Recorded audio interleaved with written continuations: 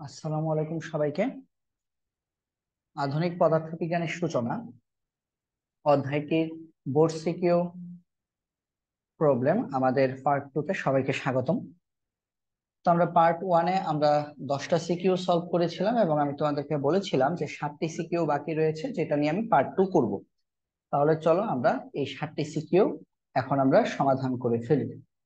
তো আমরা যদি এখনকার সিকিউটা আমরা যদি দেখি, ময়মনসিংহ বোর্ড 2021, এই সিকিউতে দেখো আমাদের গরুর গতি কি বলেছে, দ্বিতীয় গবেষকের সাপেক্ষে মহাশূন্য যানের গতিশীল অবস্থায় দৈর্ঘ্য নির্ণয় করো। দ্বিতীয় গবেষকের সাপেক্ষে আমাদেরকে বলেছে মহাশূন্য যানের আমাদের কি করতে, গতিশীল অবস্থায় দৈর্ঘ্য নির্ণয় করতে। তাহলে দ্বিতীয় আমাদের যে কি বলে দ্বিতীয় যে থাকবে তার সাপেক্ষে বের করতে বলেছে। তাহলে চলো তো আমরা একটু দেখে ফেলি আমাদের প্রশ্নের উদ্দীপকে কি বলেছে। আমাদের উদ্দীপকে বলেছে গবেষণা কেন্দ্রের 3জন গবেষকের বয়স, একজনের বয়স 30 বছর, একজনের বয়স 40 বছর এবং একজনের বয়স 42 বছর। তাহলে ভাই দ্বিতীয় গবেষকের বয়স কত? 40 বছর। দ্বিতীয় গবেষকের বয়স হচ্ছে 40 বছর। তো দ্বিতীয় গবেষক, দেখো আমাদের পরের লাইনে বলেছে দ্বিতীয় গবেষক যে সে 2.4 × 10⁸ মিটার পার সেকেন্ড বেগে। তাহলে এটা হচ্ছে দ্বিতীয় গবেষকের নভোযানের বেগ। সে দ্বিতীয় গবেষকের ভি হচ্ছে এইটা, এত বেগে। এবং তৃতীয় গবেষক, আচ্ছা তৃতীয় গবেষক নিয়ে আমাদের এখন পড়ার দরকার নাই, কারণ গরুর গতি কি বলেছে, দ্বিতীয় গবেষকের সাপেক্ষে মহাশূন্য যানের গতিশীল অবস্থায় দৈর্ঘ্য নির্ণয় করতে বলেছে। তাহলে দ্বিতীয় গবেষক 2.4 × 10⁸ মিটার পার সেকেন্ড বেগে অনুসন্ধানে গিয়েছে মহাশূন্য যানে চড়ে, এবং মহাশূন্য যানের দৈর্ঘ্য কত ছিল, 100 মিটার। তাহলে আমাকে বলছে গতিশীল অবস্থায় দৈর্ঘ্য বের করো। গতিশীল দৈর্ঘ্য মানে কি, এল বের করতে বলেছে। আর মহাশূন্য যানের যে দৈর্ঘ্যটা এটা কত, L0। তাহলে আমরা দ্বিতীয় গবেষকের বের করব। তাহলে আমাদের ইনফরমেশন কি কি লাগবে ভাইয়া, আমাদের L0 লাগবে আর দ্বিতীয় গবেষকের বেগ লাগবে। এই দুটি ইনফরমেশন থেকে কিন্তু আমরা গরুর গ করে ফেলতে পারবো, আমাদের বাকিগুলো না দেখলেও চলবে। তাহলে চলো আমরা দেখে ফেলি অঙ্কটা কিভাবে করতে হবে। আমাদের ম্যাথ হচ্ছে ময়মনসিংহ বোর্ড 2021। তাহলে দেখো, ময়মনসিংহ বোর্ড 2021, ময়মনসিংহ 2021, ঠিক আছে। তাহলে এটার গতে আমাদের কি বলেছে, দ্বিতীয় গবেষকের সাপেক্ষে আমাদেরকে মহাশূন্য যানের গতিশীল অবস্থায় দৈর্ঘ্য তার মানে এল বের করতে বলেছে। তাহলে এল equal two L0 into √1 - v²/c²। এখানে তোমরা দেওয়া আছে লিখে নিবা। তো v/c কত আসবে, ভি হচ্ছে 2.4 × 10⁸। এটা হচ্ছে দ্বিতীয় গবেষকের বেগ, তার নভোযানের বেগ। আর সি কত, 3 × 10⁸, ভাগ করলে আসবে 0.8। তো মান বসিয়ে দাও। L0 কত, মহাশূন্যযানের স্থির দৈর্ঘ্য ছিল 100 মিটার, 1 - 0.8 হোল স্কয়ার। যদি হিসাব করো তাহলে এটার আনসার আসবে আমাদের 80 মিটার। ঠিক আছে, আমাদের আনসার কত আসবে, আনসার আসবে আমাদের 60 মিটার। ঠিক আছে, আনসার আসবে আমাদের 60 মিটার আসবে। ঠিক আছে, তাহলে দ্বিতীয় গবেষকের সাপেক্ষে আমার গতিশীল অবস্থায় মহাশূন্য যানের দৈর্ঘ্য আসবে 60 মিটার। এটাই কিন্তু আমাদের গ শেষ। আমাদেরকে বলেছে দ্বিতীয় গবেষকের সাপেক্ষে মহাশূন্য যানের গতিশীল দৈর্ঘ্য কত, গতিশীল দৈর্ঘ্য 60 মিটার। তারপর আসো আমরা ঘ নাম্বার প্রশ্নটা একটু দেখে ফেলি।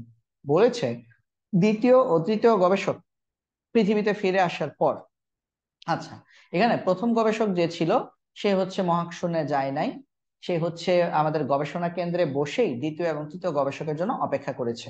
ঠিক আছে, তাহলে দ্বিতীয় তৃতীয় গবেষক যখন পৃথিবীতে ফিরে আসছে, তখন গবেষক 3জনের মধ্যে কার বয়স বেশি। তার মানে তোমরা ওই সময়ে পরে, যে সময় পর তারা পৃথিবীতে ফিরে আসছে, ওই সময়ে প্রথম গবেষকের বয়স বের করবা, দ্বিতীয় গবেষকের বয়স বের করবা, তৃতীয় গবেষকের বয়স বের করবা, তারপর দেখবা কার বয়স বেশি। তো খেয়াল করে দেখো তো কি বলেছে আমাদের প্রশ্নটা। আমরা যদি আবার শুরু থেকে একটু পড়ি, দেখো তো আমাদেরকে বলা হয়েছে এখানে আর দৈর্ঘ্যের কাজ নেই। ঠিক আছে, দৈর্ঘ্যের কাজ শেষ। আমাদেরকে বলেছে 3জন গবেষক, প্রথম গবেষকের বয়স 30, দ্বিতীয় গবেষকের যখন রওনা দেয় তখন তার বয়স 40 এবং তৃতীয় গবেষকের বয়স ছিল 42 বছর। তো আমাদের দ্বিতীয় গবেষক 2.4 × 10⁸ মিটার পার সেকেন্ড বেগে এবং তৃতীয় গবেষক 1.8 × 10⁸ মিটার পার সেকেন্ড বেগে মহাশূন্য যানে চড়ে ছায়াপথ অনুসন্ধানে গেলেন এবং গবেষণার শেষে তারা পৃথিবীর পঞ্জিকা মতে পৃথিবীর হিসেবে 30 বছর পর পৃথিবীতে ফিরে আসছে। তাহলে এই পৃথিবীর পঞ্জিকা কে উল্টাচ্ছিল বলতো? পৃথিবীর ক্যালেন্ডার কে দিচ্ছিল বসে বসে? প্রথম গবেষক। কারণ প্রথম গবেষক কিন্তু যায় নাই, দেখো প্রথম গবেষকের ব্যাগ কিন্তু দেওয়া নেই। তার মানে প্রথম গবেষকের বয়স কত? প্রথম গবেষক 30 বছর ছিল যখন বাকি দুইজন রওনা দিয়েছে, এবং প্রথম গবেষক পৃথিবীতে বসেছিল কত বছর? 30 বছর। পঞ্জিকা উল্টাচ্ছিল, তাই না? পৃথিবীর ক্যালেন্ডার উল্টাচ্ছিল। তাহলে প্রথম গবেষকের বয়স আমরা এখান থেকে বের করে ফেলতে পারবো। তার মানে দ্বিতীয় তৃতীয় গবেষক যখন পৃথিবীতে আসে ওই সময় প্রথম গবেষকের বয়স কত? 30 যোগ 30। তার মানে আমাদের কত বছর? 60 বছর, ঠিক আছে, 60 বছর। আশা করি এই জিনিসটা তোমরা বুঝতে পেরেছো। তাহলে প্রথমে আমরা এই অংশটা করে ফেলি, আমরা একটা একটা করে করে ফেলি। লেখো, দেখো যে প্রথম গবেষক পৃথিবীতেই ছিল, পৃথিবীতে পৃথিবীতেই ছিল। এভাবে লিখবা, যেহেতু যেহেতু প্রথম গবেষক পৃথিবীতেই ছিল, তাই তার জন্য তার জন্য অতিবাহিত সময় 30 বছর পৃথিবীর পঞ্জিকা মতে। ঠিক আছে, তার জন্য অতিবাহিত সময় কত? 30 বছর। তার মানে আমরা বলবো সুতরাং সুতরাং উদ্দীপক অনুসারে প্রথম গবেষকের বয়স তখন কত হবে? 30 যোগ 30। উদ্দীপক অনুসারে প্রথম গবেষকের বয়স 30 যোগ 30, তার মানে 60 বছর। প্রথম গবেষকের বয়স, এটা হবে আমাদের, আমরা যদি এটাকে বড় হাতের T1 দিয়ে প্রকাশ করি তাহলে 30 + 30, কারণ তার যখন বাকি দুইজন রওনা দেয় তখন কিন্তু তার বয়স 30 ছিল এবং সে পৃথিবীতেই বসেছিল এবং পৃথিবীতে 30 বছর কেটে গেছে। তার মানে 30 বছর অতিবাহিত হওয়ার পর পৃথিবীতে থেকে যাওয়া প্রথম গবেষকের বয়স হবে 60 বছর, 60 ইয়ার্স। ঠিক আছে, এখন আসো আমরা দ্বিতীয় আর তৃতীয় গবেষকের বয়স বের করবো। কি বের করবো বলতো? দ্বিতীয় আর তৃতীয় গবেষক, প্রথম গবেষক দ্বিতীয় তৃতীয় গবেষকের জন্য আমাদের এই যে 30 ইয়ার্স, এই যে 30, এটা কি হয়ে যাবে? টি হয়ে যাবে। কারণ কি, পৃথিবীতে থাকা প্রথম গবেষক ট্যাটনামি করে দ্বিতীয় গবেষকের বয়স আর তৃতীয় গবেষকের বয়স মাপতে গেছে। তাহলে তাদের সময় মাপতে গেছে না, তাহলে পৃথিবীতে থাকা গবেষক ট্যাটনামি করে মহাশূন্য যানে থাকা দ্বিতীয় এবং তৃতীয় গবেষকের সময় মাপতে গেছে, পরিমাপ করতে গেছে। তার মানে এটা টি। তাহলে আমরা দ্বিতীয় গবেষকের জন্য T0 বের করব, তৃতীয় গবেষকের জন্য T0 বের করব। ঠিক আছে, তাহলে চলো এখন আসো দ্বিতীয় গবেষকের ক্ষেত্রে। দ্বিতীয় গবেষকের ক্ষেত্রে এই অঙ্কগুলো খুবই মজা। দেখো দ্বিতীয় গবেষকের ক্ষেত্রে আমরা T = T0 / 1 - v² / c²। তাহলে দ্বিতীয় গবেষকের ক্ষেত্রে আমরা T0 বের করবো, কারণ দ্বিতীয় গবেষক কত বছর সময় কাটিয়ে আসছে সেটা লাগবে আমাদের। টি তো হচ্ছে পৃথিবীর সময়, পৃথিবীর সময় ছিল 30 বছর, বাট এই 30 বছর তো দ্বিতীয় গবেষকের জন্য 30 বছর না, তার জন্য কি কম, 30 থেকে কম হবে। কারণ আমরা জানি টি থেকে T0 ছোট হয়। তার T0 সমান টি কত? 30 ইয়ার্স। দ্বিতীয় গবেষক কত বেগে গেছে? দ্বিতীয় গবেষক গিয়েছে v/c। দ্বিতীয় গবেষকের জন্য কত? 0.8। কোথা থেকে পেয়েছি? গ থেকে পাই। কারণ দ্বিতীয় গবেষক 2.4 × 10⁸। এই যে দেখো 2.4 × 10⁸ মিটার/সেকেন্ড বেগে গিয়েছে, তাহলে এটা হিসাব করলে 0.8 আসে। তাহলে 1 - 0.8 হোল স্কয়ার। তাহলে দ্বিতীয় গবেষক মানে পৃথিবীর যে 30 বছর, সেটা দ্বিতীয় গবেষকের কাছে কত লেগেছে? 18 বছর লেগেছে হিসাব করলে। তাহলে সুতরাং সুতরাং উদ্দীপক অনুসারে দ্বিতীয় গবেষকের বয়স কত হবে? উদ্দীপক অনুসারে আমাদের দ্বিতীয় গবেষকের বয়স মানে 30 বছর পর দ্বিতীয় গবেষক যখন পৃথিবীতে যখন ফিরে আসবে তখন তার বয়স কত লাগবে আমাদের কাছে? দ্বিতীয় গবেষকের বয়স কত হবে? আমরা তো হিসেব করছি দ্বিতীয় গবেষক দেখো 40 বছর বয়সে সে রওনা দিয়েছে, সে পৃথিবীতে 30 বছর পরে ফিরে আসছে। তো প্রথম গবেষক তো চিন্তা করছে সে ফিরে আসবে 40 যোগ 30 মানে 70 বছর হিসেবে, 70 বছরের একজন মানুষ হিসেবে সে ফিরে আসবে। কিন্তু সে আসলে কত বছর বয়সে ফিরে আসছে? 40 যোগ 18, তার মানে 58 ইয়ার্স। তাহলে দেখো যখন রওনা দেয় তখন কিন্তু দ্বিতীয় গবেষক প্রথম গবেষক থেকে 10 বছরের বড় ছিল, তাই না? প্রথম গবেষকের বয়স ছিল 30, দ্বিতীয় গবেষকের বয়স হচ্ছে 40। কিন্তু যখন ফিরে আসছে তখন দেখো প্রথম গবেষকের বয়স 60, দ্বিতীয় গবেষকের বয়স 58, তার মানে দ্বিতীয় গবেষক টাইম ট্রাভেল করার কারণে তার বয়স কিন্তু 2 বছর আরো কমে গেছে। ঠিক আছে, এখন আসো তৃতীয় গবেষকের বেলায়। তৃতীয় গবেষকের বয়স বের করব, মানে অঙ্কটা বড় কিন্তু কি প্রসেস সেম। তৃতীয় গবেষকের ক্ষেত্রে, হ্যাঁ তৃতীয় গবেষকের ক্ষেত্রে আমরা টি নট বের করব। T equal to T naught divided by √1 - v² / c²। তাহলে তৃতীয় গবেষকের ক্ষেত্রে আমরা v/c জানি না, v/c আমরা বের করব। তার আগে T naught equal to T into √1 - v/c² v²/c² মানে কি v/c²। তাহলে v/c কত চলো দেখি। তৃতীয় গবেষক 1.8 × 10⁸ মিটার/সেকেন্ড বেগে রওনা দিয়েছিল। তাহলে v হচ্ছে 1.8 × 10⁸। c কত 3 × 10⁸। হিসেব করলে আসবে 0.6। তাহলে তৃতীয় গবেষকের জন্য v/c এর মান 0.6। তাহলে টি নট ইকুয়াল টু টি কত 30 ইয়ার্স, কারণ সে পৃথিবীর হিসেবে 30 বছর পরে আসছে। 1 - 0.6² এটা হিসাব করলে আমাদের কত আসবে? এটা হিসাব করলে আমাদের কত আসবে? এটা হিসাব করলে আমাদের আসবে 24 বছর। তাহলে তৃতীয় গবেষক তার নিজের হিসেবে সে 24 বছর পর ফিরে আসছে। তার মানে সুতরাং উদ্দীপক অনুসারে তৃতীয় গবেষক যখন পৃথিবীতে ফিরে আসবে তখন তার বয়স কত? তাহলে উদ্দীপক অনুসারে তৃতীয় গবেষকের বয়স, তৃতীয় গবেষকের বয়স। এখন খেয়াল করে দেখো, আমরা আবার প্রশ্নের দিকে তাকাই। আচ্ছা, এটাকে আমরা T3 বলি, এটাকে আমরা T3 বলছি, তৃতীয় গবেষকের বয়স। আচ্ছা, দ্বিতীয় গবেষকের বয়স তাহলে আমরা T2 লিখে রাখি। এটা হচ্ছে আমাদের দ্বিতীয় গবেষকের বয়স T2। টি টু সমান, হ্যাঁ দ্বিতীয় গবেষকের বয়স হচ্ছে আমাদের T2। তাহলে এখন আমরা তৃতীয় গবেষকের বয়স দেখছি। খেয়াল করে দেখো, তৃতীয় গবেষক 42 বছর বয়সে সে রওনা দিয়েছিল। তো পৃথিবীতে থাকা প্রথম গবেষক হিসেব করছে 30 বছর পর যখন সে আসবে তখন তার বয়স হবে 42 আর 30 72 বছর। কিন্তু তৃতীয় গবেষকের বয়স কত হয়েছে? 42 + 24 66 বছর। তার মানে তারও কি বয়স, মানে অনুমান সঠিক হয়নি, তার 72 বছর হওয়ার কথা কিন্তু হয়েছে 66 বছর। তাহলে এখন আমরা যদি খেয়াল করি, আমাদের প্রথম গবেষকের বয়স হচ্ছে 60 দ্বিতীয় গবেষক 58, তৃতীয় গবেষক 66।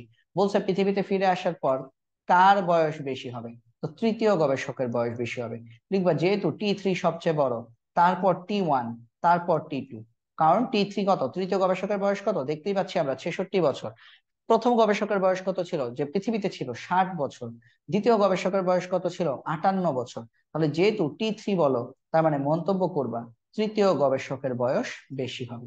30 বছর পর যখন পৃথিবীতে দ্বিতীয় এবং তৃতীয় গবেষক যখন ফেরত আসবে তখন তৃতীয় গবেষকের বয়স, তৃতীয় গবেষকের বয়স আমাদের বেশি হবে। তৃতীয় গবেষকের বয়স আমাদের কি হবে? বেশি হবে। ঠিক আছে, তৃতীয় গবেষকের বয়স বেশি হবে। তো আশা করি এটা তোমরা বুঝতে পেরেছো। ঠিক আছে, তা আমি একটু ছোট করে দেখিয়ে দিই তোমাদেরকে। তোমরা আশা করি এটা বুঝতে পেরেছো। প্রথম অঙ্কটা খুবই ছোট ছিল, দ্বিতীয় গবেষকের সাপেক্ষে গতিশীল মহাযানের দৈর্ঘ্য, দ্বিতীয় গবেষকের সাহায্যে গতিশীল অবস্থায় মহাকাশযানের দৈর্ঘ্য বের করলাম আমরা। তাহলে দ্বিতীয় গবেষকের বেগ নিয়ে কাজ করেছি, 2.4 × 10⁸, ওটা নিয়ে কাজ করেছি। পরবর্তী প্রশ্নে আমরা 3জন গবেষকের 30 বছর পর বয়স বের করেছি। প্রথম গবেষক পৃথিবীতেই ছিল, তার মানে পৃথিবীর ক্যালেন্ডার অনুযায়ী তার বয়স হবে 60 ইয়ার্স।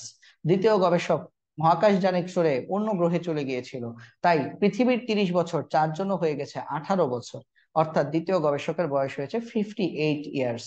তৃতীয় গবেষক যে বেগে গিয়েছে তার জন্য পৃথিবীর বয়স, তার পৃথিবীর 30 বছর তার জন্য হয়ে গেছে 24 বছর। অর্থাৎ সে যখন ফিরে আসছে তখন তার বয়স হয়েছে 66 বছর। অর্থাৎ আমরা দেখলাম যখন তারা তিনজনই যখন পৃথিবীতে থাকবে তখন তৃতীয় গবেষকের বয়স বেশি হবে। ঠিক আছে, আচ্ছা এখন আমরা আমাদের পরবর্তী সিকিউতে চলে যাই। পরবর্তী সিকিউ চট্টগ্রাম বোর্ড 2019। তাহলে চট্টগ্রাম বোর্ড 2019-এর এই সিকিউটাতে আমাদেরকে কি বলা হয়েছে সবাই একটু দেখো। চট্টগ্রাম বোর্ড 2019-এর এই প্রশ্নে বলা হয়েছে, প্রথম গ নাম্বার প্রশ্ন দেখো, স্থির অবস্থায় গাড়ির দৈর্ঘ্য কত? হয় স্থির দৈর্ঘ্য বের করতে বলছে, তার মানে এল নট বের করতে বলেছে। নিশ্চয়ই গতিশীল দৈর্ঘ্য দেওয়া আছে। দেখো, তোমার বন্ধু একটি অতি দ্রুত গতি সম্পন্ন কাল্পনিক গাড়িতে 0.676 সি বেগে গতিতে তোমার পাশ দিয়ে চলে গেল।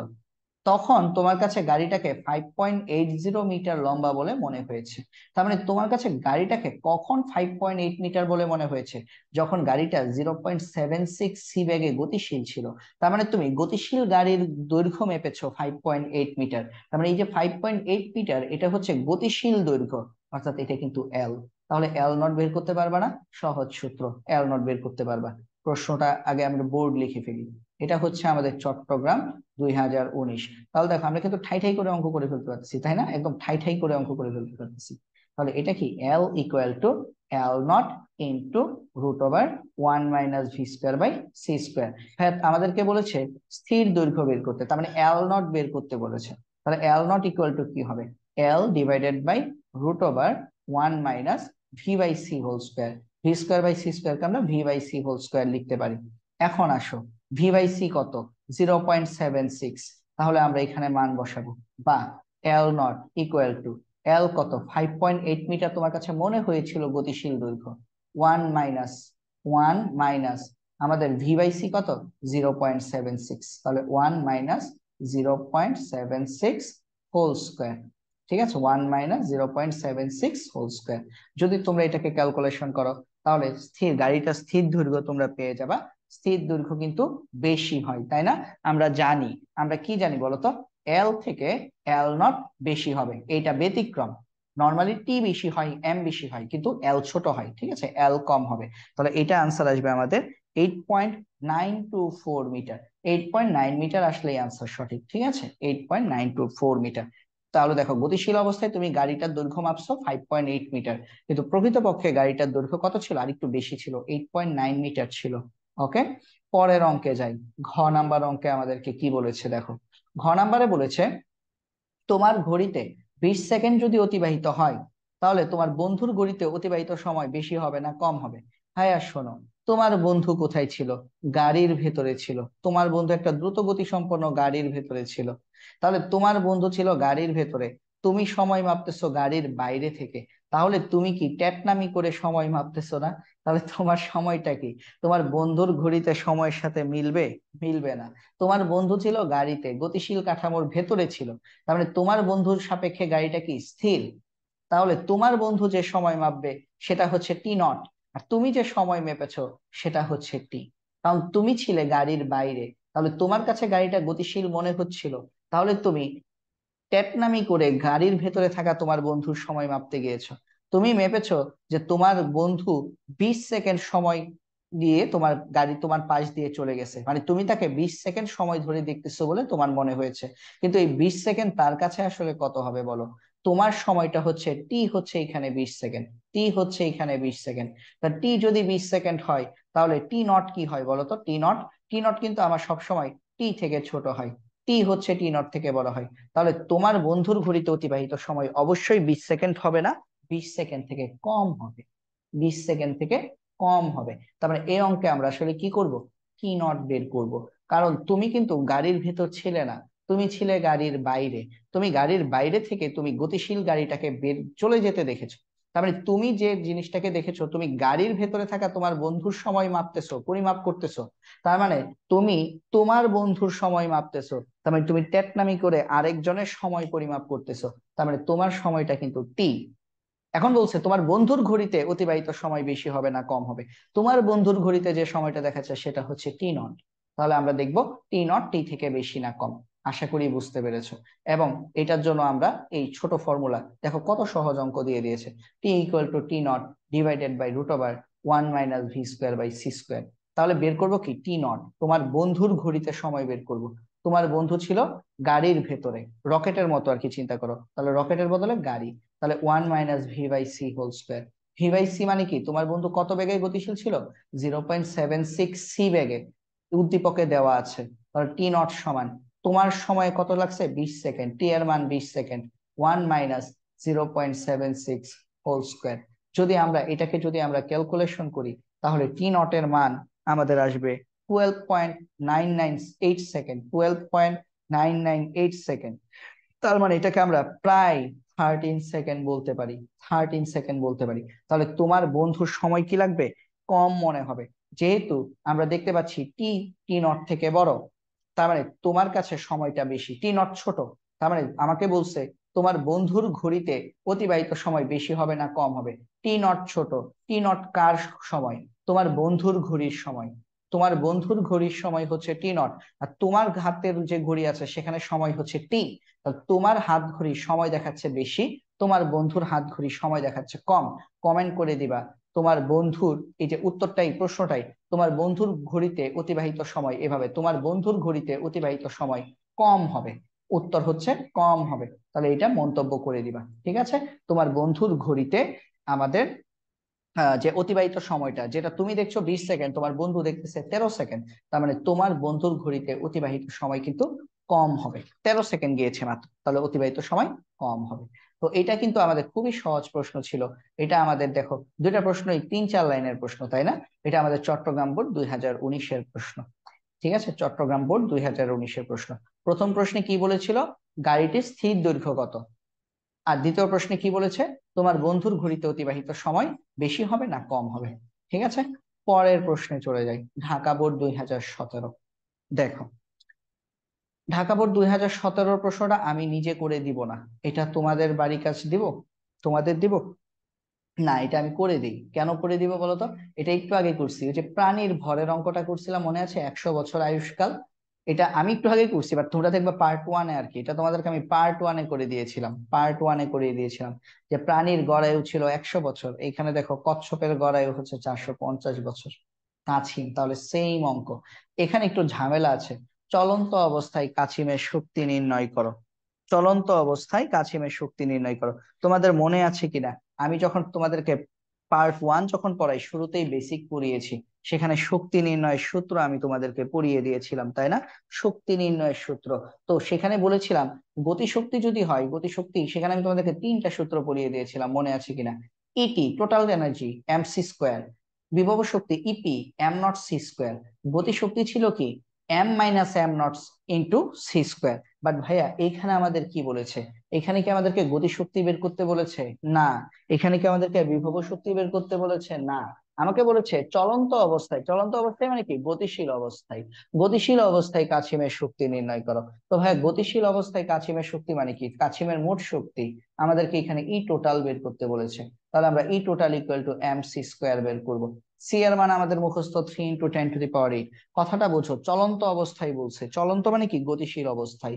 আমরা বেসিকে পড়েছিলাম, নাম মনে থাকলে আবার দেখে নিবা। গতিশীল অবস্থায় মোট শক্তি পাওয়া যায়, আর ওই গতিশীল অবস্থা থেকে আমরা যদি স্থিতিশীল অবস্থার শক্তি যদি বিয়োগ করি, তাহলে আমরা পাবো গতিশক্তি।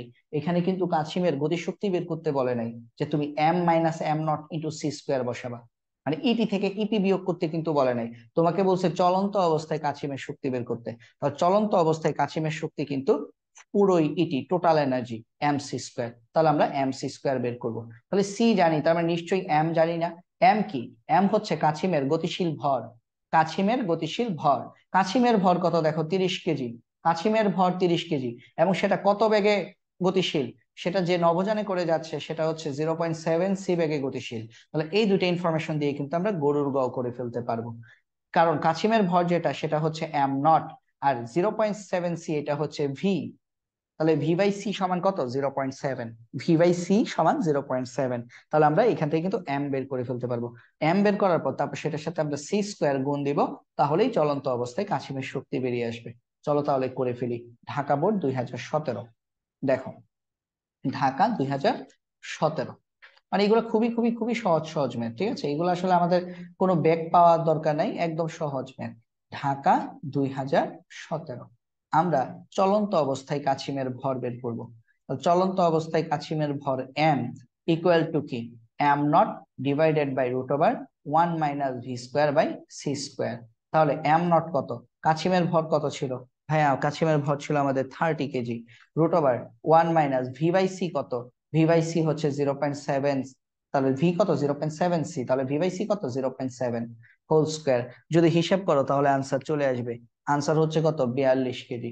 এইটাই কি বের করতে বলেছে? না, আমাকে বলছে চলন্ত অবস্থায় কাছিমের গতিশক্তি কত। তাহলে আমরা পেয়েছি চলন্ত অবস্থায় কাছিমের ভর। এইটা যে পেলাম এটা হচ্ছে কি? এটা হচ্ছে চলন্ত অবস্থায় কাছিমের ভর পেয়েছি আমরা। তাহলে আমরা লিখবো সুতরাং, সুতরাং গতিশক্তি, চলন্ত অবস্থায় কাছিমের গতিশক্তি, বাংলা কথা নিজেরা লেখা নিও, ঠিক আছে? তাহলে চলন্ত অবস্থায় কাছিমের গতিশক্তি ET total energy equal to MC square. তার মানে যা পেয়েছো তার সাথে সি স্কোয়ার গুণ দিবা, 3 × 10⁸ হোল স্কোয়ার গুণ করে দিবা, ঠিক আছে? যদি এত যদি গুণ করে দাও তাহলে তোমাদের আনসার কত আসে দেখো, আমি ক্যালকুলেশন করি। 42 × 3 × 10⁸ 8 হোল স্কোয়ার, আনসার আসবে 3.78 × 10⁻18, 3.78 × 10⁻18। শক্তির একক কি? জুল। আনসার হচ্ছে এত জুল। সহজ অঙ্ক, দেখছো? সহজ অঙ্ক। তারপর আসো ঘোড়ার ঘ করি। ঘোড়ার ঘ আমরা পার্ট 1-এ এরকম সেম ম্যাথ করেছি, আলোকবর্ষের ম্যাথ। কাছিমটি জীবিত অবস্থায় ওই গ্রহে পৌঁছাবে কিনা। তার মানে আমরা কি করব, আমরা প্রথমে টাইম টি বের করব কি দিয়ে, এই যে 370 আলোকবর্ষ, এবং প্রশ্নে দেওয়া আছে এক আলোকবর্ষ সমান 9.46 × 10⁻15। তাহলে প্রথম এই দুইটা ভ্যালু থেকে আমরা দূরত্ব, ডিস্টেন্স, এস বের করব, ঠিক আছে? তাহলে চলো আমরা প্রথমে এস বের করে ফেলি। হ্যাঁ, এস বের করে ফেলি। আমরা প্রথমে এস বের করব, এস বের করব। তাহলে চলো দেখি, আমরা এখানে লিখি, তাহলে আমাদের এখানে লিখি যে কি বলছে, আমাদেরকে বলছে প্রাণীর বসবাস উপযোগী একটি গ্রহের সন্ধান পেয়ে পৃথিবী থেকে পাঠাইছে, তাই না? তার মানে পৃথিবী থেকে গ্রহের দূরত্ব আমরা বের করব। তাহলে লেখো পৃথিবী থেকে গ্রহের দূরত্ব, পৃথিবী থেকে গ্রহের দূরত্ব এস। এটা তোমরা গাইডেড টেস্ট পেপারে দেখবা ডি দিয়ে প্রকাশ করা আছে, তাহলে এস দিয়েও করা যায়। এই গ্রহের দূরত্ব কত? 370 লাইট ইয়ার, আলোকবর্ষ। তাহলে এস সমান, তাহলে আমরা কি লিখবো, আমি একটু এই পাশে করে লিখি, না হলে জায়গা হবে না। 370 ইন্টু 1 লাইট ইয়ার সমান কত? উদ্দীপকে দেওয়া আছে 9.46 × 10⁻15, ঠিক আছে? 1 লাইট ইয়ার সমান দেখো 9.46 ইন্টু 10⁻15 মিটার। তাহলে এত মিটার। তাহলে গুণ করে দাও, গুণ করে দেখো কত আসে। 370 ইন্টু 9.46 ইন্টু 10⁻15 আসবে 3.5 ইন্টু 10⁻18 আসবে। আমাদের কত আসবে? 3.5 ইন্টু 10⁻18 মিটার, 3.5 ইন্টু 10⁻18 মিটার। তার মানে পৃথিবী থেকে ওই গ্রহটা 3.5 ইন্টু 10⁻18 মিটার দূরে অবস্থিত। এখন আসো, কাছিম রওনা দিয়েছে কত বেগে? হ্যাঁ, 0.7 সি বেগে। তাহলে এটাকে তুমি মিটার পার সেকেন্ডে নিবা। এখানে ভি কত? ভি হচ্ছে 0.7 সি। তাহলে 0.7 সি মানে কি? 0.7 ইন্টু 3 ইন্টু 10⁻8। তাহলে এককটা কিসে আসবে? মিটার পার সেকেন্ডে আসবে। তাহলে গুণ দিলে এটা হবে 2.1 ইন্টু 10⁻8 মিটার পার সেকেন্ড। তাহলে এত বেগে তুমি যদি রওনা দাও তাহলে ওই গ্রহে পৌঁছাতে তোমার কত সময় লাগবে সেটা বের করব। তাহলে আমরা বের করব, আমরা জানি এস ইকুয়াল টু ভিটি। আমরা জানি, এটা হচ্ছে আমাদের ফিজিক্সের সূত্র, এস ইকুয়াল টু ভিটি। তাহলে সুতরাং টি ইকুয়াল টু কি? S by V. ভাইয়া এস কত? এস হচ্ছে আমাদের, আমরা একটু আগে দেখলাম 3.5 ইন্টু 10⁻18 এত মিটার। এই যে দেখো 3.5 ইন্টু 10⁻18 মিটার, এই যে এটা হচ্ছে আমাদের এস, এটা হচ্ছে এস। আর ভি কত?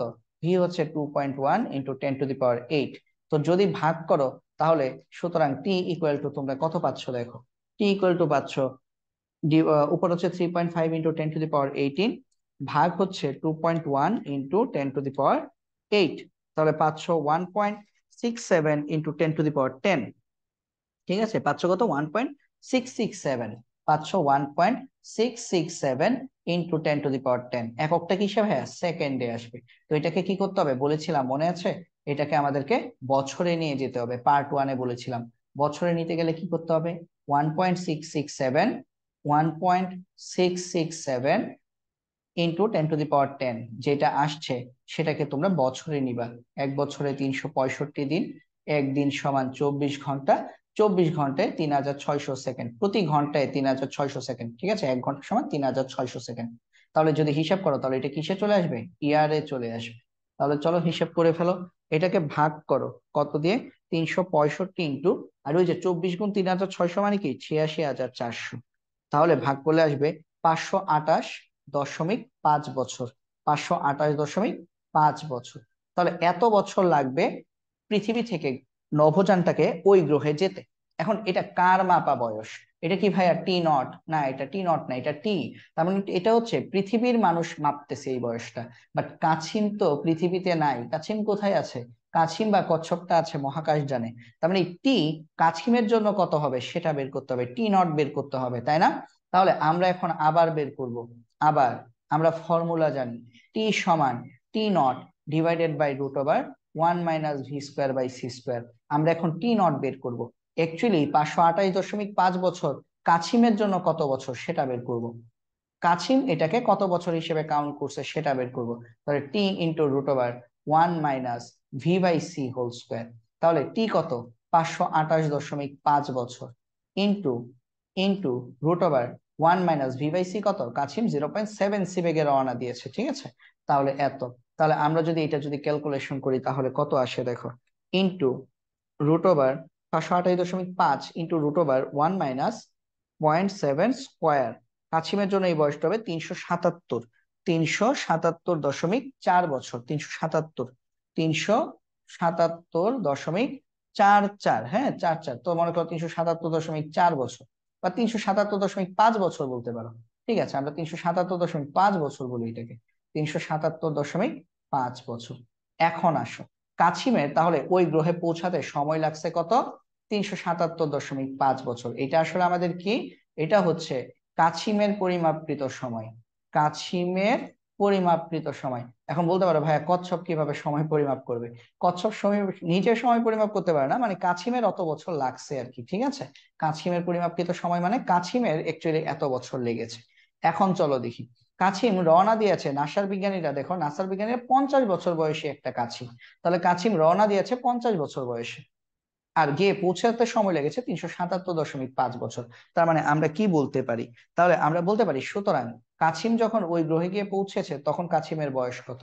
তার মানে কাছিমের বর্তমান বয়স আর কি, 377.5 বছর পর কাছিমের বর্তমান বয়স। কাছিমের বর্তমান বয়স তাহলে কত হবে? টি লিখি, বড় হাতের টি। কাছিম রওনা দিয়েছিল 50 বছর বয়সে, এবং ওই গ্রহে পৌঁছাতে কাছিমের সময় লেগেছে 377.5 বছর। তার মানে কাছিমের বর্তমান বয়স 427.5 বছর। এখন আমরা দেখবো কাছিমটা এত বছর আদৌ বেঁচে আছে কিনা। খেয়াল করো, কাছিমের গড়ায়ু কত? 450 বছর। তার মানে কাছিম 450 বছর পর্যন্ত বেঁচে থাকে, কিন্তু সে পৌঁছে গেছে কত? 427.5 বছরে। তার মানে কি কম সময়ে পৌঁছাতে পারছে।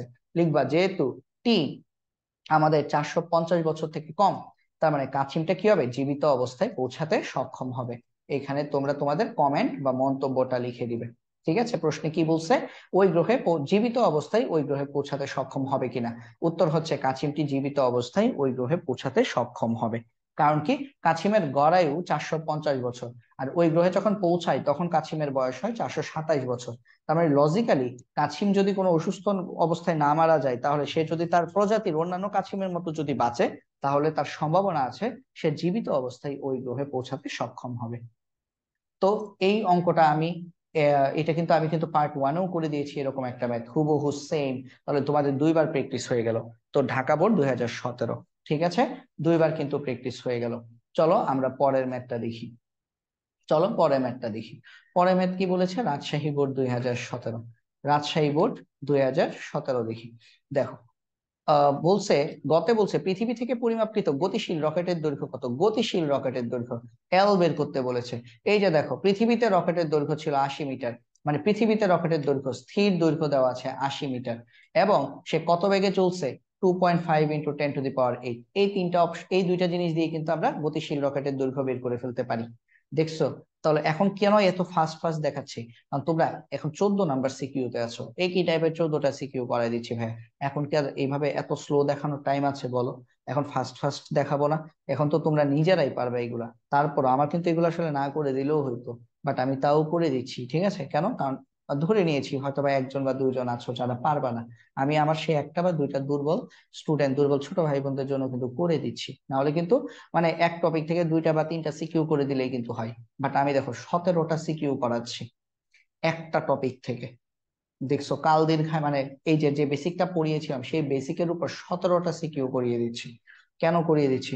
যারা পারো তারা তো পারোই, কিন্তু এক দুইজন বা তিনজন আছে যারা কিনা পারি না, লজ্জায় হয়তো বা বলতেও পারি না, সবাই কি ভাববে। কিন্তু ভাইয়া জানি যে অনেকেই আছো যারা কিনা পারো না, লজ্জায় বলতেও পারছো না। তো লজ্জার কিছু নাই ভাইয়া, বুঝতে পারি, এই কারণে কিন্তু সবগুলো ম্যাথ করে দিচ্ছি, যাতে করে তোমাদের একদম কোনো প্রশ্ন ধরতে যাতে সমস্যা না হয়। মানে আমি তো বললাম পার্ট 1-এই বলেছি, এখনো বলছি, 3টা অধ্যায় ফিজিক্সের অবশ্যই অবশ্যই ভালো করে করে যাবা। অধ্যায় 7, অধ্যায় 8, অধ্যায় 9, 3টা থেকে 30 মার্কস তোমরা কমন পাবে।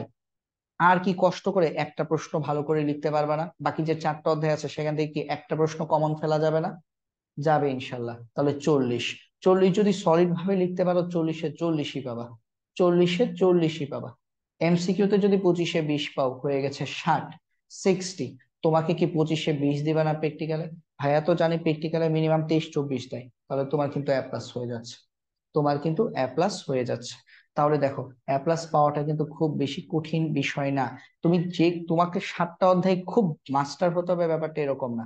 তুমি প্রথম শুরু করো, যে আমি আজ থেকেই পড়া শুরু করেছি, তাহলে প্রথম 3টা অধ্যায় 7, 8, 9 এই 3টা অধ্যায় পড়ে ফেলো। তারপর অধ্যায় 2 পড়ো স্থির তড়িৎ। আমার কাছে মনে হয় স্থির তড়িৎ তুলনামূলকভাবে সহজ। স্থির তড়িৎ পড়ার পর তুমি তাপগতিবিদ্যা দেখো, তাপগতিবিদ্যা পড়ো।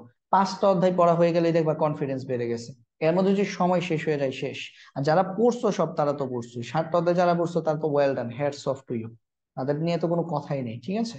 আর যারা পড়ো নাই তাদেরকে বলছি 3টা অধ্যায় আগে শেষ করো। এই যে এখন মে মাস চলছে, মে মাসের মধ্যে 3টা অধ্যায় শেষ করো।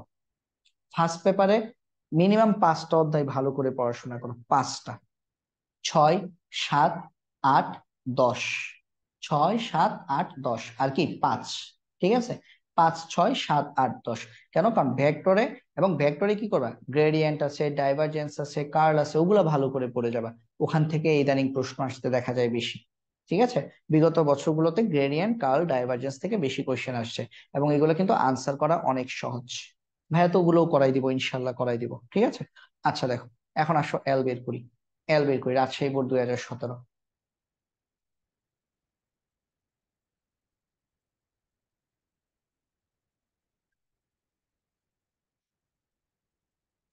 গ, এল বের করবো।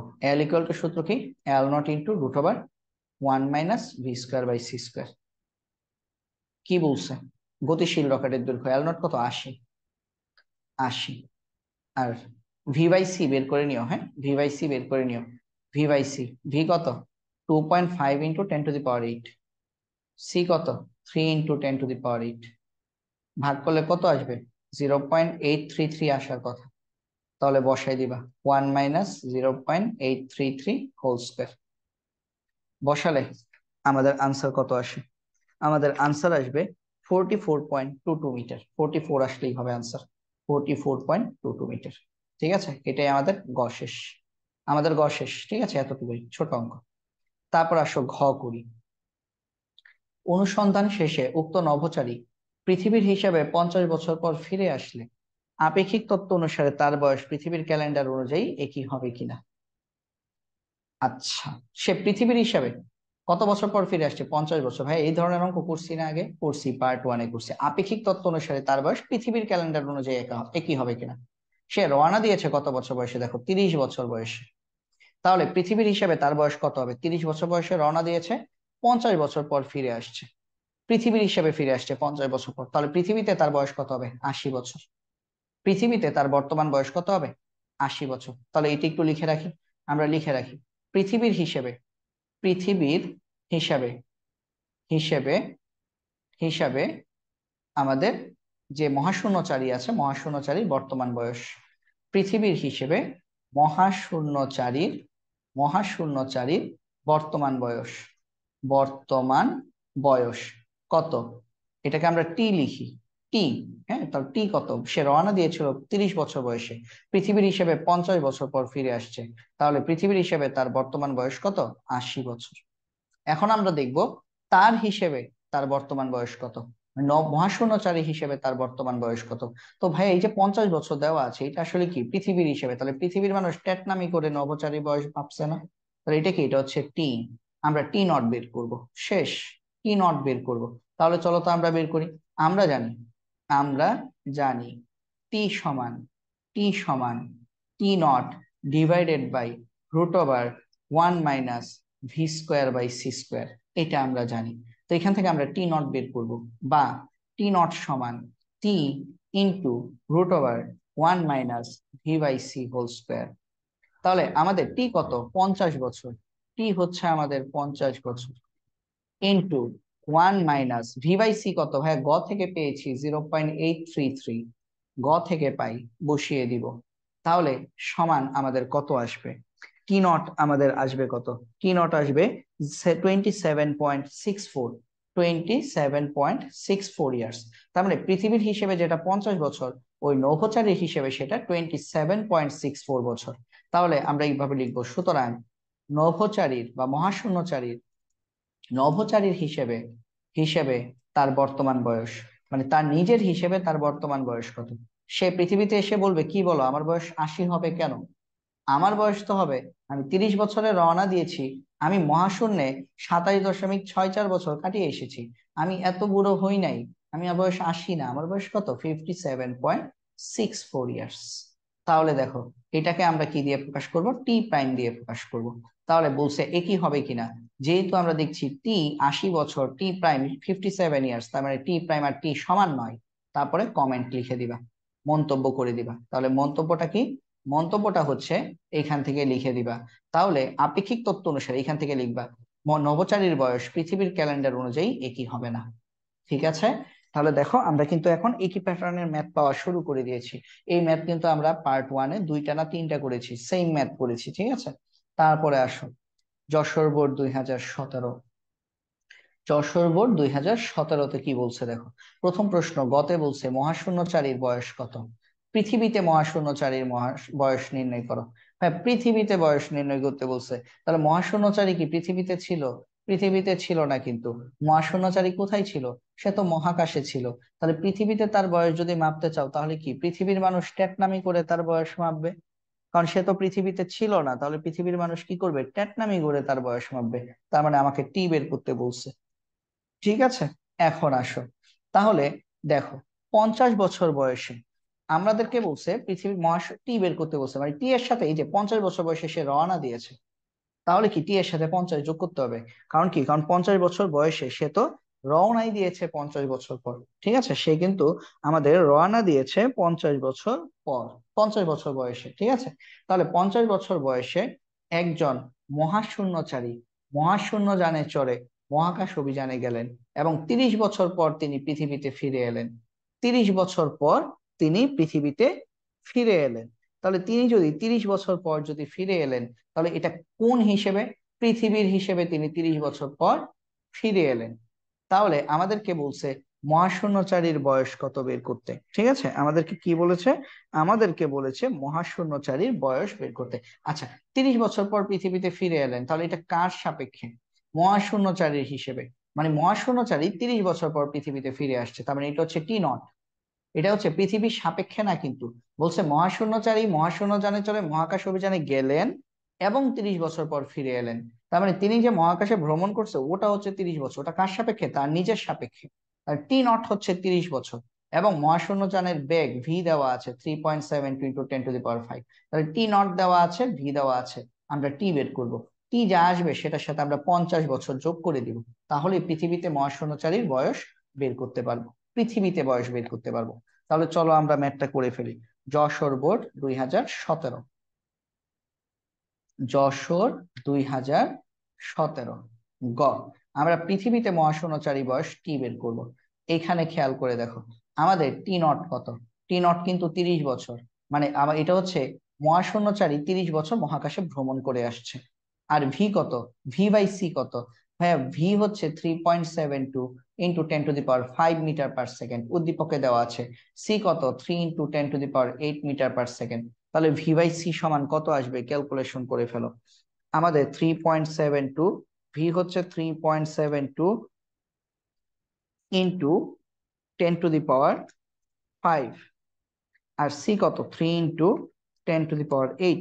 এটার ভ্যালু আসবে 1.24 × 10⁻³ এটার ভ্যালু আসবে 1.24 × 10⁻³ তাহলে এই মানটাই বসাবো। তাহলে টি সমান কি, টি naught divided by √1 - v² / c²।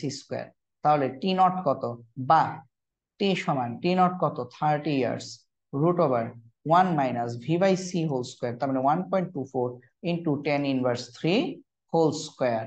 তাহলে এটা আমরা একটু ক্যালকুলেশন করে দেখি কত আসে আনসারটা। চলো এটা ক্যালকুলেশন করে দেখি আমাদের আনসার কত আসে।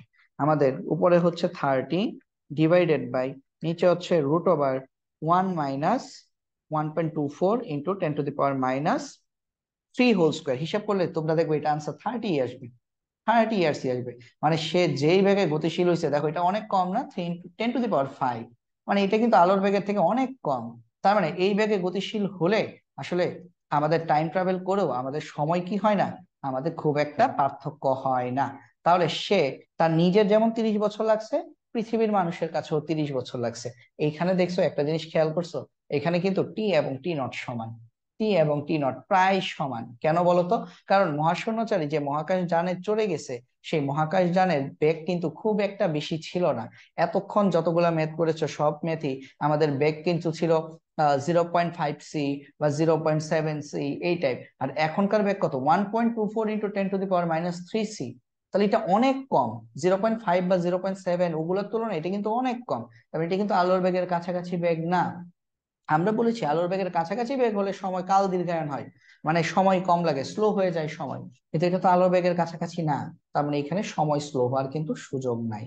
ঠিক আছে, তাহলে আমাদেরকে বের করতে বলছে কি পৃথিবীতে মহাশূন্যচারীর বয়স কত।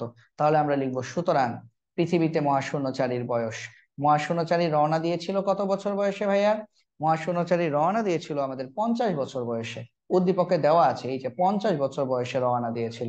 তাহলে আমরা লিখবো সুতরাং পৃথিবীতে মহাশূন্যচারীর বয়স, পৃথিবীতে মহাশূন্যচারীর বয়স। মহাশূন্যচারী, মহাশূন্যচারী মানে কি? যে মহাকাশে ঘুরে বেড়ায়। মহাশূন্যচারীর বয়স, তিনি রওনা দিয়েছেন 50 বছর বয়সে এবং ফিরে আসছেন 30 বছর বয়সে। তার নিজের হিসেবেও 30 বছর, পৃথিবীর হিসেবেও 30 বছর, তার ক্যালেন্ডারেও 30 বছর। তার মানে পৃথিবীতে মহাশূন্যচারীর বর্তমান বয়স 80 বছর। এবং প্রকৃতপক্ষে মহাশূন্যচারীর বয়স কত? 80 বছর। কেন? কারণ আলোর বেগের সমান বেগে গতিশীল, আলোর বেগের কাছাকাছি বেগে কিন্তু মহাকাশযানটা গতিশীল ছিল না। যার কারণে এই টাইম ট্রাভেলের ফলে লোকের বয়স কিন্তু স্লো হয় নাই।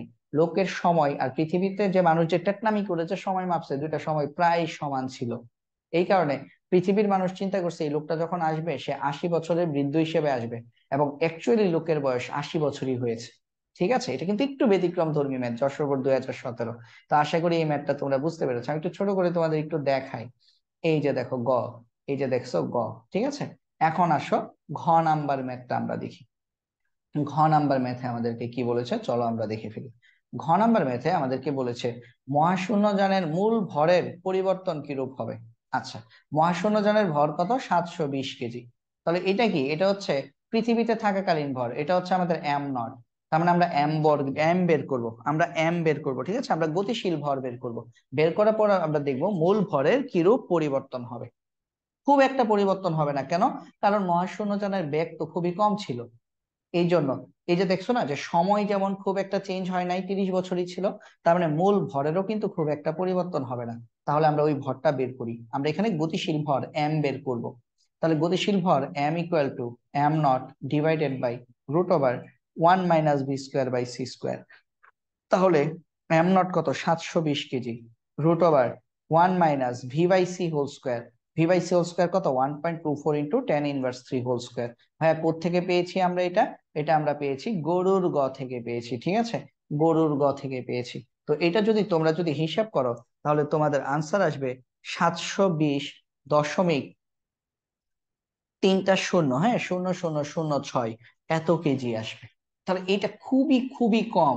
দেখো তাহলে মূল ভরের পরিবর্তন কতটুকু হয়েছে। তার মানে লিখবা সুতরাং মহাশূন্যযানের মহাশূন্যযানের মূল ভরের পরিবর্তন, মহাশূন্যযানের মূল ভরের পরিবর্তন, মহাশূন্যযানের মূল ভরের পরিবর্তন ডেল এম বলতে পারো। পরিবর্তনকে ডেল দিয়ে প্রকাশ করা হয়। তাহলে গতিশীল ভর মাইনাস নিশ্চল ভর। তাহলে গতিশীল ভর কত? 720.0006। নিশ্চল ভর কত ছিল ভাইয়া? 720 কেজি। তাহলে মূল ভরের পরিবর্তন হয়েছে কত বলতো? 0.0006 কেজি। খুবই কম। এটাকে গ্রামে নিয়ে আসো চলো, 1 কেজি সমান 1000 গ্রাম। তাহলে এই যে মানটা, এটাকে তোমরা 10³ বা 1000 দিয়ে গুণ দাও, গুণ দিলে এটা গ্রামে চলে আসবে। তাহলে গ্রামে চলে আসলে এটা আমরা কত লিখবো? 0.6 গ্রাম। তাহলে দেখো 0.6 গ্রাম মাত্র বৃদ্ধি পাবে। তাহলে মূল ভরের পরিবর্তন কতটুকু হয়েছে? মূল ভরের পরিবর্তন হয়েছে 0.6 গ্রাম। এবং যেহেতু এটা পজিটিভ আনসার, তার মানে মূল ভর এই পরিমাণ বৃদ্ধি পাবে। মূল ভর 0.6 গ্রাম বৃদ্ধি পাবে। ঠিক আছে, এটা কমেন্টে লিখে দিবা। কেন এত কম বৃদ্ধি পেয়েছে?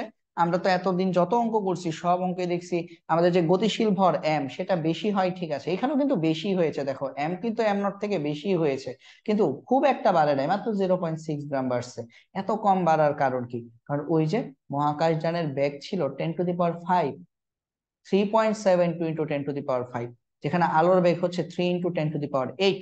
তাহলে এটা কিন্তু আলোর বেগের কাছাকাছি না, আলোর বেগের চেয়ে অনেক কম বেগে গতিশীল ছিল, যার কারণে আমাদের দেখছি আমরা যে সময়ের পরিবর্তনও হয় নাই, যা ছিল তাই। আবার মূল ভরের পরিবর্তনও কি, এটা ধরলেও যে কথা, না ধরলেও সেই কথা, 720 কেজি, সেখানে 0.6 গ্রাম মানে কি বলতো, 1 গ্রাম থেকেও কম। কোথায় 720 কেজি? 720 কেজি, 1 কেজি মানে হচ্ছে 1000 গ্রাম, আর এখানে 1 গ্রামও না। তাহলে এটা লিখলে যেই কথা, না লিখলে কি একই কথা, মূল ভরের পরিবর্তন নামমাত্র পরিবর্তন হবে। ঠিক আছে, আশা করি এই অঙ্কটা তোমরা বুঝতে পেরেছো।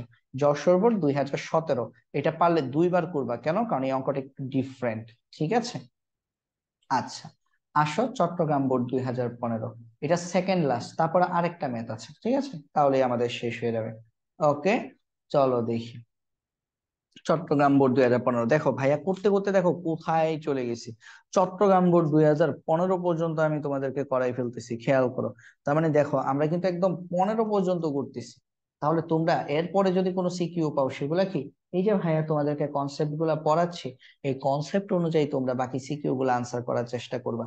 এরপরেও যদি কেউ পরীক্ষা দিয়ে এসে আমাকে যদি বলো যে ভাইয়া আধুনিক পদার্থবিজ্ঞানের সূচনা থেকে আমাদের হচ্ছে কাল দীর্ঘায়ন, দৈর্ঘ্য সংকোচন, ভরের আপেক্ষিকতার প্রশ্ন আসছিল, কিন্তু আমি সেটার উত্তর মিলিয়ে আসতে পারি নাই বা আমি অঙ্কটা বুঝি নাই, তাহলে সেটা তোমাদের ব্যর্থতা না, সেটা আসলে আমার ব্যর্থতা।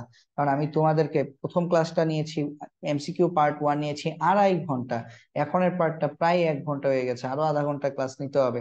তাহলে দেখো 4 ঘন্টা ক্লাস নেওয়ার পর একটা টপিকের উপর, তারপর যদি তোমরা ওখান থেকে সিকিউ আসলে যদি আনসার করতে না পারো, তাহলে এটা আসলেই লজ্জাজনক বিষয় হবে।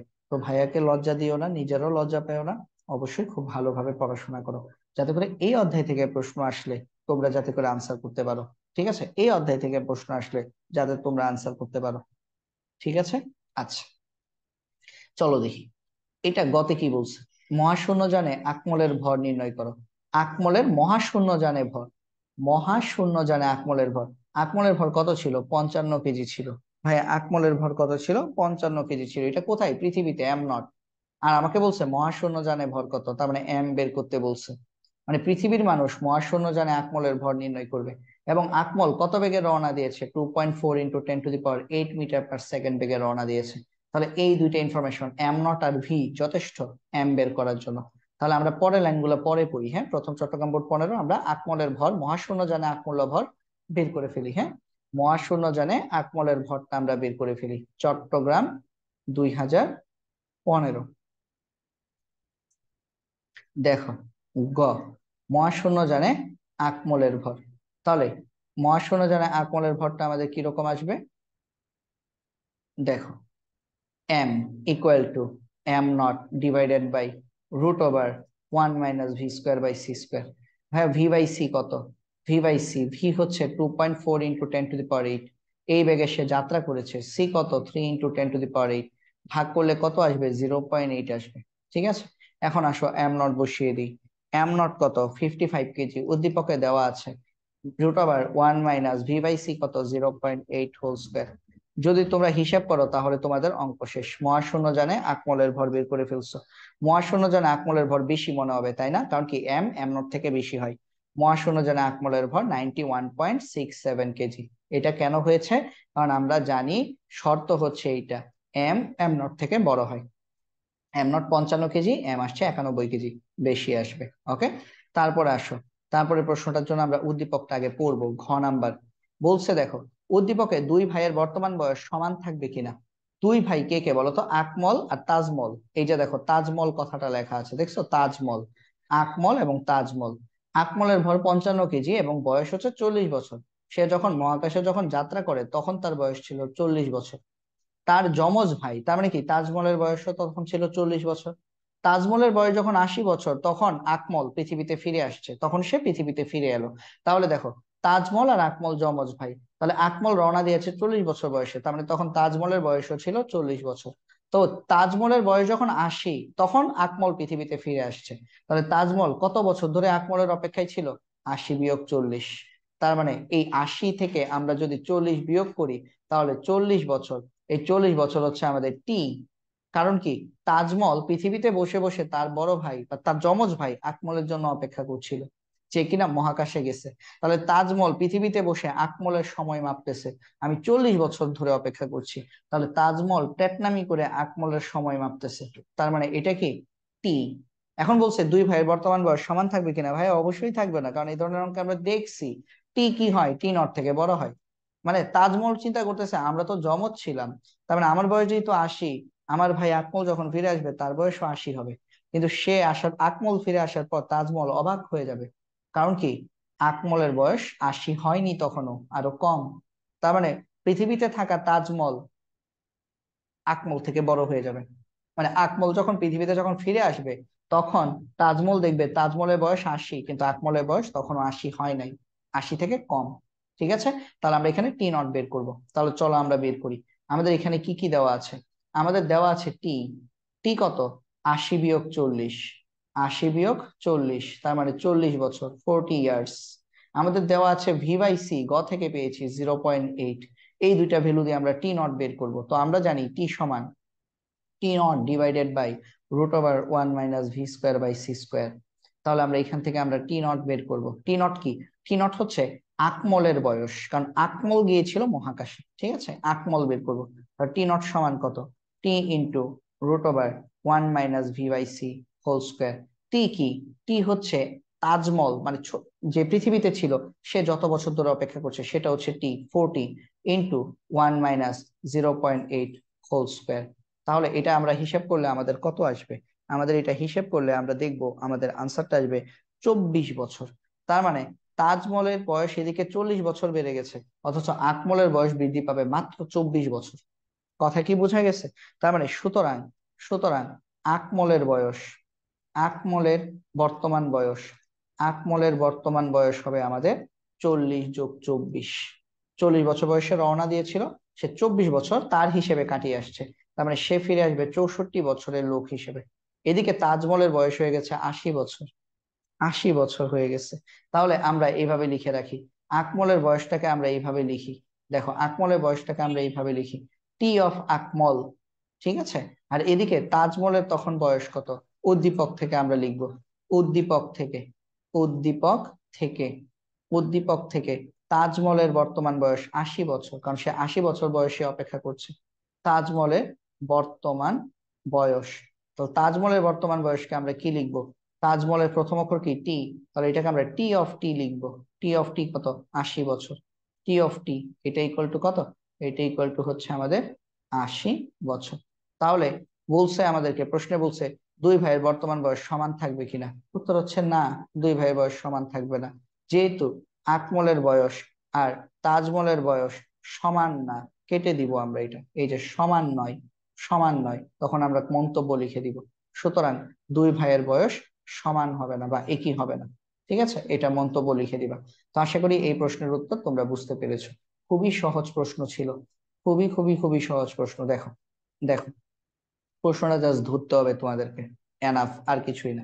প্রথম প্রশ্ন বলছিল আকমলের মহাশূন্যে, মহাশূন্যে আকমলের ভর কত? তাহলে মহাশূন্যে আকমলের ভর হচ্ছে এম। তাহলে সূত্র ফেলেছি, মহাশূন্যে আকমলের ভর বেড়ে গেছে। পরের প্রশ্ন বলছে দুই ভাইয়ের বয়স সমান হবে কিনা? উত্তর হচ্ছে হবে না, কারণ এক ভাই পৃথিবীতে ছিল, তাজমহল ছিল পৃথিবীতে, তার বয়স বাড়ছে পৃথিবীর হিসেবে, কিন্তু আকমলের বয়স কিন্তু পৃথিবীর হিসেবে বাড়ে নাই, তার বয়স বাড়ছে তার নিজের হিসেবে। আকমলের বয়স বাড়ছে 24 বছর। তাজমহলের বয়স যখন 40 বছর, পৃথিবীতে 40 বছর কেটে গেছে, কিন্তু আকমল যেই মহাশূন্য যানে ছিল সেখানে 24 বছর বৃদ্ধি পেয়েছে। তার মানে আকমলের বয়স কিন্তু 16 বছর স্লো গেছে, 16 বছর স্লো গিয়েছে। ঠিক আছে, তার মানে সঠিক এটা হচ্ছে আমাদের দুই ভাইয়ের বয়স সমান হবে না, একই হবে না। ঠিক আছে, চলো আমরা আমাদের এই টপিকের একদম লাস্ট কোশ্চেনে চলে আসছি। দেখো, বরিশাল বোর্ড 2015। এই লাস্ট কোয়েশ্চেনটা করেই আমরা হচ্ছে এই টপিকটা শেষ করব। আমরা আমাদের যে পার্ট 3, সেই পার্ট 3তে আমরা এই টপিকের উপরেই পড়বো, সেখানে ঘনত্ব এক থাকবে, ঠিক আছে। পার্ট 3তে আমাদের 7টা সিকিউ থাকবে। তো পার্ট 3 ক্লাসগুলো আমি 7টা সিকিউ, মোটামুটি 1.5 থেকে 2 ঘন্টা, 1.5 ঘন্টার মতো লাগবে। 7টা সিকিউ আমরা করে ফেলবো, ঠিক আছে। পার্ট 3 আমাদের 7টা সিকিউ লাগবে। আর পার্ট 4-এ আমরা ফটোতড়িৎ ক্রিয়া পড়বো। পার্ট 4-এ আমরা ফটোতড়িৎ ক্রিয়া পড়বো, ঠিক আছে। আচ্ছা দেখো, বলছে বস্তুটির গতিশীল অবস্থায় দৈর্ঘ্য কত। গতিশীল দৈর্ঘ্য মানে কি ভাইয়া? গতিশীল দৈর্ঘ্য মানে এল। বস্তু স্থির দৈর্ঘ্য দেওয়া আছে দেখো 10 মিটার দৈর্ঘ্য এবং 0.5 সি বেগে গতিশীল। তাহলে দেখো এল নট দেওয়া আছে, ভি দেওয়া আছে, তাহলে আর কোনো দিকে তাকানোর দরকার আছে? গতিশীল দৈর্ঘ্য এল বের করে ফেলবা, চলো বের করে ফেলি। বরিশাল বোর্ড 2015, বরিশাল 2015। ফিজিক্সের এই যে ম্যাথ গুলো, গ গ নাম্বার ম্যাথ গুলো আমাদের কিরকম থাকে? গ নাম্বার ম্যাথ গুলো আমাদের মানে বেশিরভাগ ক্ষেত্রে এরকম থাকে যে তুমি সরাসরি মান বসিয়ে দিতে পারবা। তাহলে গতিশীল দৈর্ঘ্য এল সমান L naught into √1 - v² / c²। L naught কত? 10 মিটার। ওয়ান v²/c² সমান কত? 0.5, 0.5 হোল স্কয়ার, কারণ 0.5 সি বেগে গতিশীল ছিল। তাহলে হিসেব করলে এই আনসারটা কত আসে দেখো। এটা কত আসে? এই আনসারটা আমাদের আসবে 8.66 মিটার, 8.66 মিটার। তাহলে আমাদের যে কি বলে বস্তুটি গতিশীল অবস্থায় দৈর্ঘ্য কত? 8.66 মিটার। শেষ। পরের প্রশ্নে আসো। নিউটনীয় বলবিদ্যা হতে প্রাপ্ত গতিশক্তি এবং আপেক্ষিক তত্ত্ব অনুসারে গতিশক্তি এক নয়। চলো এই দুইটা জিনিস আমরা বের করে দেখি। নিউটনীয় বলবিদ্যা থেকে প্রাপ্ত গতিশক্তির সূত্র কি? ভাইয়া, নিউটনীয় বলবিদ্যা থেকে প্রাপ্ত গতিশক্তির সূত্র আছে ই কে সমান ½ mv²। কে না জানে? আর আপেক্ষিক তত্ত্ব অনুযায়ী গতিশক্তির সূত্র কি? এটার সূত্র হচ্ছে ই কে সমান m - m0 c²। মনে আছে? আমি কিন্তু এখন গতিশক্তি পড়াচ্ছি, এই যে গতিশক্তি, আমি কিন্তু এখন গতিশীল অবস্থায় শক্তি বলি নাই যে তুমি ই টোটাল বের করবা, এটা কিন্তু ই কে। ঠিক আছে। তাহলে দেখো এই যে সূত্রটা লাগছে, বেসিকটা একদম পার্ট 1-এ যে বেসিকটা পড়িয়েছিলাম গতিশক্তির বেসিক, সেটা একদম লাস্ট প্রশ্নে এসে আমাদের কাজে লাগছে। তাহলে আমরা নিউটনীয় বলবিদ্যা হতে প্রাপ্ত গতিশক্তি বের করব, আর আপেক্ষিক তত্ত্ব অনুসারে গতিশক্তি বের করব। তারপর আমরা দেখব দুইটা এক নয়। তাহলে চলো প্রথমে নিউটনীয় বলবিদ্যা হতে প্রাপ্ত গতিশক্তি বের করি। তাহলে চলো লিখি। দেখো ঘতে আমাদেরকে কি বলা হয়েছে? নিউটনীয় বলবিদ্যা থেকে প্রাপ্ত গতিশক্তি। লিখি নিউটনীয় বলবিদ্যা, নিউটনীয় বলবিদ্যা থেকে প্রাপ্ত গতিশক্তি, প্রাপ্ত গতিশক্তি। গতিশক্তি কি হবে আমাদের? ই কে সমান ½ mv²। নিউটনীয় বলবিদ্যা খুবই মানে নিউটনীয় বলবিদ্যা হচ্ছে আমাদের আদিম, এটা হচ্ছে আমাদের মডার্ন ফিজিক্স না, এটা হচ্ছে ক্লাসিক্যাল ফিজিক্স। ½ mv²। তো এখানে এম মানে কি? এম মানে হচ্ছে প্রাথমিক যে ভর, এই যে 20 কেজি, এম নটটাই হচ্ছে এখানে আমাদের এম। কারণ নিউটনীয় বলবিদ্যাতে আমাদের কি নাই? নিউটনীয় বলবিদ্যাতে আমাদের আপেক্ষিকতার তত্ত্ব নাই, যে আমাদের গতিশীল বস্তুর ভর বেড়ে যাবে এরকম কোনো কন্ডিশন নাই। নিউটনীয় বলবিদ্যা হচ্ছে ভর সবসময় ফিক্সড কনস্ট্যান্ট থাকে, ঠিক আছে। তাহলে হাফ, এম এর মান কত? 20, ভি কত? 0.5 সি, তাই না? 0.5 সি। তাহলে 0.5 সি মানে কি বলতো? 0.5 সি মানে হচ্ছে আমাদের 0.5 ইন্টু 3 × 10⁸ ঠিক আছে। তাহলে ভি কিন্তু আমাদের এত, এবং এটার উপর হোল স্কয়ার। আশা করি বুঝতে পেরেছো। ভি এর মান কত? 0.5 সি, সি এর মান কত? 3 × 10⁸। তাহলে এটা যদি হিসাব করো, তাহলে ক্যালকুলেশন করলে দেখো আনসার কত আসে। 0.5 মানে হাফ ইন্টু 20 ইন্টু 0.5 ব্র্যাকেটে নিবা, ইন্টু 3 × 10⁸, 10⁸ হোল স্কয়ার। হিসাব করলে আসবে 2.25 ইন্টু 10⁻17, 2.25 ইন্টু 10⁻17 জুল। ঠিক আছে। তাহলে নিউটনীয় বলবিদ্যা থেকে প্রাপ্ত গতিশক্তি হচ্ছে 2.25 ইন্টু 10⁻17 জুল। এখন আমরা বের করব আপেক্ষিকতার তত্ত্ব অনুযায়ী গতিশক্তি কত। তো আমরা এরপরে লিখবো কি? আমরা লিখবো আপেক্ষিক তত্ত্ব অনুসারে গতিশক্তি। লিখো আপেক্ষিক তত্ত্ব অনুসারে গতিশক্তি। আপেক্ষিক তত্ত্ব অনুসারে অনুসারে গতিশক্তি। আপেক্ষিক তত্ত্ব অনুসারে গতিশক্তি। আপেক্ষিক তত্ত্ব অনুসারে গতিশক্তি ই কে সমান কি? ইটি মাইনাস ইপি। আমি একদম ব্যাখ্যা সহ লিখতেছি আর কি। ইটি কত বলতো? ইটি হচ্ছে আমাদের ছিল mc², ইপি কি ছিল? m0 c²। তার মানে বিয়োগ আমরা যদি c² যদি কমন নেই, তাহলে m - m0 c²। কিন্তু ভাইয়া দেখো, আমাদের প্রশ্নে কিন্তু শুধু m0 দেওয়া আছে, আমাদের কিন্তু m দেওয়া নাই। বোঝো কিভাবে?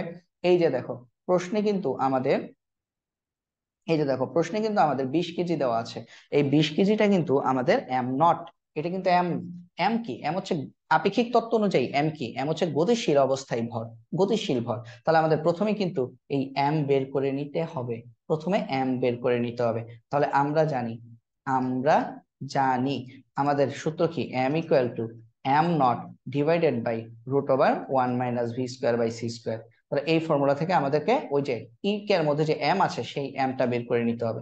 তাহলে আমরা লিখবো বা M equal to M nought কত? 20 কেজি, 1 মাইনাস কত বেগে গতিশীল ছিল? 0.5 সি বেগে, তার মানে 0.5 হোল স্কোয়ার, 0.5 হোল স্কোয়ার। আচ্ছা আমি এটা একটু ঠিক করে লিখে দিই যাতে করে পরবর্তীতে তোমরা পিডিএফ দেখলে বুঝতে পারো। আচ্ছা 0.5 হোল স্কোয়ার। তাহলে সুতরাং এম ইকুয়াল টু কত? এম ইকুয়াল টু কত? এম ইকুয়াল টু হচ্ছে 23 কেজি। ঠিক আছে, 23 বললে ভুল হবে, 23.1, অ্যাকচুয়ালি 23.1 কেজি। হ্যাঁ 23.09 আসবে, তাহলে 23.1 লেখা যায়। তাহলে আমরা এটা পেয়ে গেলাম। তাহলে এম যদি পেয়ে যাই, আমরা উদ্দীপক থেকে এম নট কত জানি? 20। তাহলে আমরা লিখবো সুতরাং, আপেক্ষিক তত্ত্ব অনুযায়ী গতিশক্তি, গতিশক্তি ই কে সমান M minus M not C square, M minus M not C square. এখন কথা হচ্ছে পরীক্ষায় তোমাদের কি তাহলে ভাইয়া এই অংশটা লিখতে হবে? এটা আমি তোমাদেরকে বোঝানোর জন্য লিখছি, এটা তো লেখার দরকার নেই। এটা বোঝানোর জন্য লিখছি যে আমার যে ওই যে এম যে বের করতে হবে, এটা বোঝানোর জন্য লিখছি। পরীক্ষায় লিখলেও কাটবে না, কারণ পরীক্ষায় তুমি এটা নিজে বোঝার জন্য লিখতেছো, স্যার কাটবে না। কিন্তু চাইলে তোমরা সরাসরি আমরা জানি এখান থেকে শুরু করে সরাসরি এখানে লিখতে পারো আপেক্ষিক তত্ত্ব অনুসারে গতিশক্তি ই কে সমান M minus M not C square. ঠিক আছে, তারপরে আমরা এখানে এম এর মান বসাবো 23.1 কেজি, এম নট কত? 20 কেজি, ইন্টু সি কত? 3 × 10⁸, তার উপর হোল স্কোয়ার। তো এটা যদি আমরা হিসাব করি কত আসবে দেখো, 23.1 মাইনাস 20 ব্র্যাকেট ক্লোজ ইন্টু, আবার ব্র্যাকেট দিবা 3 × 10⁸, ব্র্যাকেট ক্লোজ করবা, তারপর তার উপর আবার হোল স্কোয়ার দিবা। কত আসবে? আসবে 2.79 ইন্টু 10⁻17, 2.79 ইন্টু 10⁻17 জুল। ঠিক আছে, তাহলে একটা কাজ করো, দুইটা ইকে পেয়েছি না, একটা কি নিউটনীয় বলবিদ্যা থেকে ইকে, আরেকটা হচ্ছে আপেক্ষিক তত্ত্ব অনুসারে ইকে। তাহলে এটাকে আমরা ইকে প্রাইম লিখি, ঠিক আছে, আর ওইটাকে আমরা ইকে রাখি। ওটা কত আসছে দেখো, ইকে কত আসছে? ইকে আসছে ভাইয়া আমাদের 2.25, এটাও 10⁻7, ওইটাও 10⁻7, এটা আসছে 2.25, এটা আসছে 2.79। তাহলে কে বড়? 2.79 বড়। ঠিক আছে, 2.79 বড়। তাহলে আমরা দেখতে পাচ্ছি যেহেতু যেহেতু ইকে মানে কি নিউটনীয় বলবিদ্যা থেকে প্রাপ্ত গতিশক্তি, আর ইকে প্রাইম মানে কি? ইকে প্রাইম হচ্ছে আমাদের আপেক্ষিক তত্ত্ব থেকে প্রাপ্ত গতিশক্তি। আমরা দেখছি আপেক্ষিক তত্ত্ব থেকে প্রাপ্ত গতিশক্তিটা বড়। ঠিক আছে, ইকে প্রাইম বড়, যেহেতু ইকে প্রাইম বড়, এখানে তোমরা মন্তব্য লিখে দিবা, মন্তব্য কি বলবা? বলছে যে নিউটনের বলবিদ্যা থেকে প্রাপ্ত গতিশক্তি আপেক্ষিক তত্ত্ব অনুসারে গতিশক্তি এক নয়। হ্যাঁ এক নয়, এবং চাইলে তোমরা এইটাও লিখে দিতে পারো যে আপেক্ষিক তত্ত্ব অনুসারে মন্তব্য হিসেবে। আচ্ছা আমি এটা কথাটা লিখে দিই, মন্তব্য না লিখে আমি কথাটাই লিখে দিই। কথাটা হচ্ছে আপেক্ষিক তত্ত্ব অনুসারে প্রাপ্ত গতিশক্তি বেশি হবে, আপেক্ষিক তত্ত্ব অনুসারে অনুসারে প্রাপ্ত গতিশক্তি নিউটনীয় বলবিদ্যা থেকে প্রাপ্ত গতিশক্তি অপেক্ষা বেশি হবে। অথবা এতটুকু লিখলে হবে, গতিশক্তি বেশি হবে। তাহলেই কিন্তু তোমাদের আনসারটা হয়ে গেল। তো আমরা লাস্ট অঙ্কটাও করে ফেললাম আমাদের এই পিডিএফ এর। আমাদের সবগুলো ম্যাথ করা শেষ, দেখে নাও একবার। এটা কিন্তু লাস্ট অঙ্কের মাধ্যমে আমরা কিন্তু একদম বেসিকের ফিনিশিং দিয়ে দিলাম। আমরা বেসিকে কিন্তু এটা পড়েছিলাম, ঠিক আছে, আমি লাস্ট অঙ্কটার জন্য এটাকে পড়িয়েছিলাম। আমরা তাহলে বুঝতে পারছো এই টপিক থেকে কিন্তু আমাদের সিকিউ আসে না বললেই চলে, এটা খুবই লেস ইম্পর্টেন্ট। বাট যদি কোনো বোর্ডে চলে আসে তোমাদের একদম মানে, যেহেতু এই অধ্যায়টা আমি বলেছি এই অধ্যায় থেকে সিকিউ ছাড়া উচিত না, এই কারণে সব পড়তে হবে, যেহেতু এই অধ্যায় থেকে সিকিউ ছাড়া উচিত না। এই অধ্যায়গুলো খুবই সহজ, এই জন্য এই অধ্যায় থেকে আমাদের চেষ্টা করব যাতে করে আমাদের কোনো সিকিউ এখান থেকে না ছোটে। ঠিক আছে, তাহলে এটা হচ্ছে আমাদের আনসার। তো আমরা আমাদের কিন্তু দেখো আর্টস গল্পলে যাচ্ছে না, তার মানে আমরা কিন্তু আমাদের 17টা সিকিউ শেষ করে ফেলছি। পার্ট 1-এ 10টা সিকিউ এবং পার্ট 2-তে আমাদের 7টা সিকিউ। তো ক্লাসগুলো তোমাদের উপকার হচ্ছে কিনা বা আরো কিভাবে ক্লাস নিলে তোমাদের জন্য ভালো হয় সেটা কিন্তু অবশ্যই ভাইয়াকে কমেন্টের মাধ্যমে জানাবা। তো সবাই সুস্বাস্থ্য কামনা করে আজকে আমি এখানেই শেষ করছি। ধন্যবাদ সবাইকে। আল্লাহ হাফিজ।